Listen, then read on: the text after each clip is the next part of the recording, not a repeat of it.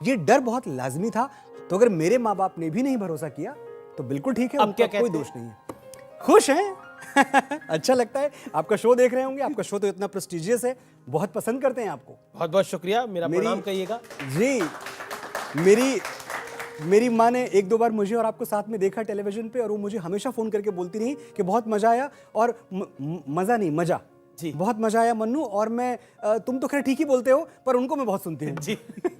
चलिए, अपनी माता जी को भी हमारा प्रणाम कहिएगा। लेकिन एक सवाल आपसे जरूर पूछना बनता है यहाँ पर ऑडियंस के लिए, आपने अनूप जलोटा को झूठ क्यों बोला? अनूप जी एक तो इतने ज्यादा प्यारे इंसान हैं, मैं समझता हूं कि अगर वैसे कुछ लोग और इस देश में हों जो स्ट्रगल का दर्द समझें। हुआ ऐसा कि मैं स्ट्रगल के लिए यहाँ वहाँ भटक रहा था, मैं पहुंच गया एक दिन अनूप जी के घर में। अनूप जी ने कहा हाँ आइए बैठिए, क्या लिखते हैं आप? तो मैंने कहा मैं अनूप जी मैं भजन लिखता हूँ। सोचिए, कॉन्फिडेंस देखिए, अच्छा भजन लिखते हैं, वाह वाह वाह, कुछ सुनाइए। मैंने कहा अनूप जी मैं लिख देता हूँ पेपर पे, आप खुद पढ़ लीजिए, आप अच्छे से मीटर में पढ़ लेंगे, मैं क्या सुनाऊं। हाँ ठीक है, ये लीजिए पेपर और ये लीजिए कलम। मैं रियल टाइम में लिख रहा हूं। रियल टाइम जो होता नहीं है कि अब आप लिख रहे हो जय रघुनंदन जय सिया राम, कुछ ना कुछ तो मैं लिखने लगा। अनूप जी को मैंने दिया, अरे पढ़ने लगे अनूप जी, हाँ बढ़िया है, अच्छा और भी तो लिखा होगा? मैंने कहा हाँ और भी है। मैंने दूसरा भजन लिखना शुरू किया रियल टाइम में, फिर से दोनों मिला के 5-5 मिनट में लिखा होगा, और बिल्कुल अच्छा नहीं लिखा था। अनूप जी ने दूसरा भी, फिर भी उन्होंने इतना खराब लिखा, फिर भी 3000 रुपए दे दिया आपको। इसलिए क्योंकि वो चाहते थे मेरी मदद करना, लेकिन ये बता के नहीं मदद करना चाहते थे कि तुम्हारा सब किसी काम का नहीं है, फिर भी मैं मदद कर रहा हूं। वो मेरी खुददारी को, मेरे स्वाभिमान को सम्मान दे रहे हैं। जोरदार तालियां इस बात के लिए अनूप जलोटा के लिए। जी बिल्कुल। अमेठी से यहाँ बॉम्बे तक का सफ़र किया आपने, तो आपको कभी ऐसा नहीं लगा कि मैं कुछ गलत कर रहा हूँ, या फिर कभी डर लगा हो? सुनो, बड़के शहर और बड़के नाम वालों, अपने बड़प्पन का झुंझुना कहीं और जाके बजाओ, हमारे तेवर से टकरा गया तो टूट जाएगा। जी, हम जिद पे आ गए ना बाबू, तो बड़े बड़ों का पसीना छूट जाएगा। हम जानते हैं तुम पावर में हो, तुम्हारे खरीदे हुए जौहरी हमको हीरा नहीं पत्थर कहेंगे, हम फिर भी चमक के रहेंगे। तुमने मसनद पे जो मुंसिफ बिठाए हैं वो हमको अदाकार नहीं मानेंगे, फनकार नहीं मानेंगे, कलाकार नहीं मानेंगे, गीतकार नहीं मानेंगे, हम फिर भी हार नहीं मानेंगे। चालू डब्बे में चढ़ के बंबई आएंगे और तुम्हारे हवाई जहाज से डबल ऊंचा उड़ के दिखाएंगे। तुम्हारे हाथ में पावर है, हमारे हाथ में ताकत, दोनों का अंतर जान लो। पावर वो कुर्सी है जो किसी की सगी नहीं हुई, चाहे कोई जिए या मरे, और ताकत वो बचपन का यार जो यारी में गर्दन कटा दे और उफ तक ना करे। तुम भी यार कमाल करते हो, शेर के बच्चे को चाबुक दिखाते हो, हमें सरनेम से डराते हो। जब छोटे लाल मास्टर डा से डर पढ़ा रहे थे, हम पेड़ की पुलगी पर चढ़ के आ से अमरूद खा रहे थे। उस क्लास में नहीं बैठे जहां डर का डिक्टेशन बोला गया, वो पानी नहीं पिया जिसमें छोटे बड़े का जहर घोला गया, और बाप के कंधे पे बंदूक रख के तो हमने चिड़िया तक नहीं मारी। बहुत सुन लिया तुमसे, हमारा बाप ये, हमारा बाप वो। आज हम तुमको अपना शजरा दिखाएंगे, गिनो। आज हम अपने बाप दादा परदादा सबका नाम गिनवाएंगे।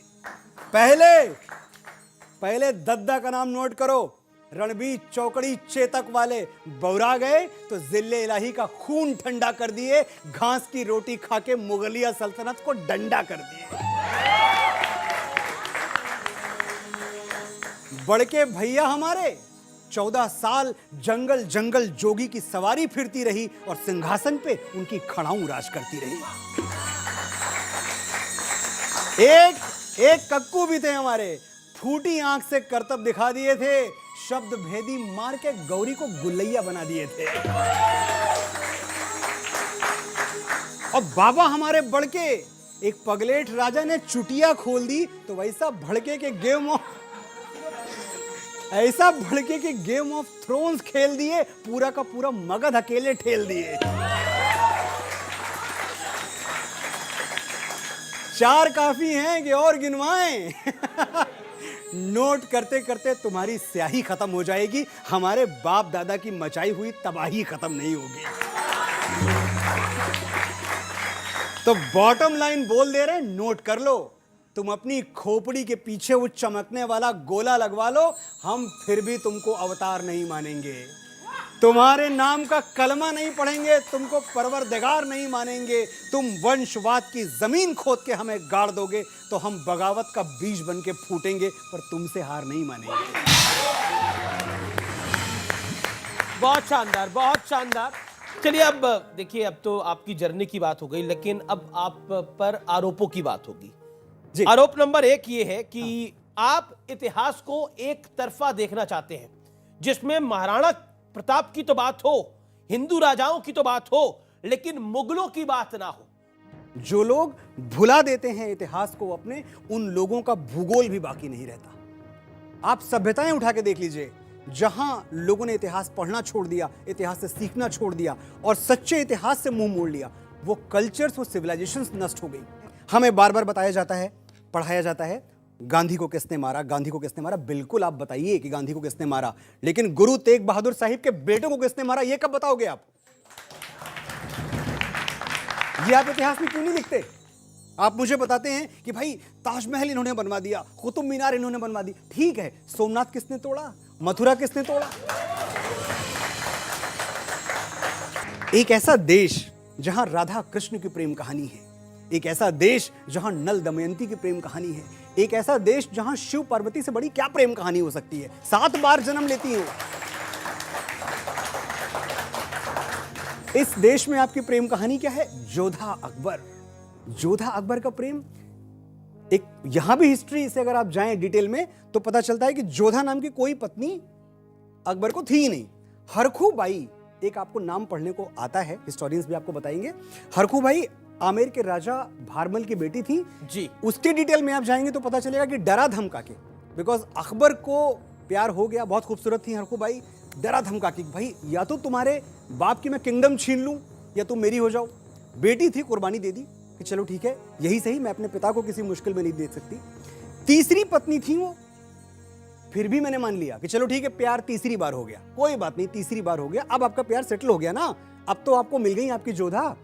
उसी साल दूसरी शादी की है, अगले साल एक और शादी की है, उसके अगले साल एक और शादी की, 32 शादियां की हैं। इनके बाद हरखू बाई जोधा के बाद उन्होंने 32 और शादियां की हैं, मरते मरते 35 ब्याह किए हैं उसने। जो हरम में 6000 औरतें थी उनका मैं जिक्र नहीं कर रहा अभी। तो ये इस प्रेम कहानी को आप सेलिब्रेट करते हैं। अगर आप इस प्रेम कहानी को अब आप सेलिब्रेट इस करते तरह हैं, का इतिहास बनाएंगे तो अब बताएंगे तो तकलीफ तो होगी। होनी चाहिए तकलीफ, जिनको होनी चाहिए, मैं उनकी तकलीफ के लिए बोल रहा हूं। आप ये देखते हैं, मैं समझता हूं प्यार क्या है। मेरे लिए प्यार वो है जो राजा रतन सिंह से महारानी पद्मावती ने किया, उसे मैं प्रेम समझता हूं। जलती हुई चिता में कूद गई, अलाउद्दीन खिलजी को अपने आंचल का एक तार नहीं छूने दिया, इसे कहते हैं प्रेम। मुझसे पूछेंगे प्रेम क्या है? प्रेम वो है जो भगवान श्री राम ने अपनी प्राण प्रिय पत्नी सीता से किया, समुद्र के सीने पे पुल बांध दिया। दुनिया के सबसे बड़े अत्याचारी से, सबसे बड़े आतताई से भालुओं और वानरों की सेना लेके लड़ गए, अपनी पत्नी के प्राण बचाने थे, अपनी पत्नी को छुड़ाना था। ये प्रेम हुआ। और अभी भी लग रहा है कि भाई आप तो बड़ी दूर की बात कर रहे हो, तो मैं नजदीक की बात कर लेता हूं। प्यार वो है जो दशरथ मांझी ने अपनी पत्नी से किया था, छेनी हथौड़ी लेके पहाड़ काट डाला। ये प्यार